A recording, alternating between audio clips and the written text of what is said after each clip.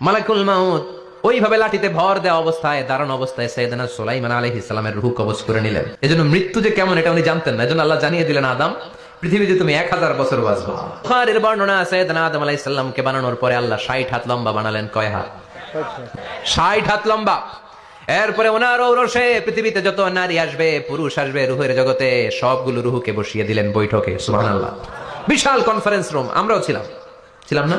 আমাদের রুহুটাও ছিল। সাইয়েদনা আদম বললেন, আল্লাহ এরা কারা? আল্লাহ বললেন, আদম এগুলো সব তোমার সন্তান। সাইয়েদনা আদম অবাক দৃষ্টিতে অপলক নয়নে নিজের সন্তানদের রুহগুলো দেখতেছিলেন। দেখতে দেখতে হঠাৎ একটা রুহুকে ভালো লেগে গেল। বললেন, আল্লাহ এটা কার রুহু? আল্লাহ বললেন, এটা দাউদ আলাইহিস সালামের রুহু। পড়েন সুবহানাল্লাহ। আল্লাহ এটাকে দেখতে বড় ভালো লাগে, কার রুহু? এটা তোমার ছেলে নবী হবে, নবী দাউদের রুহু। কাম উমরু, আল্লাহ দুনিয়াতে সে কয়দিন বাঁচবে? আল্লাহ বললেন 40 সানা, 40 বছর। 40 বছর। সাইয়েদনা আদম বললেন,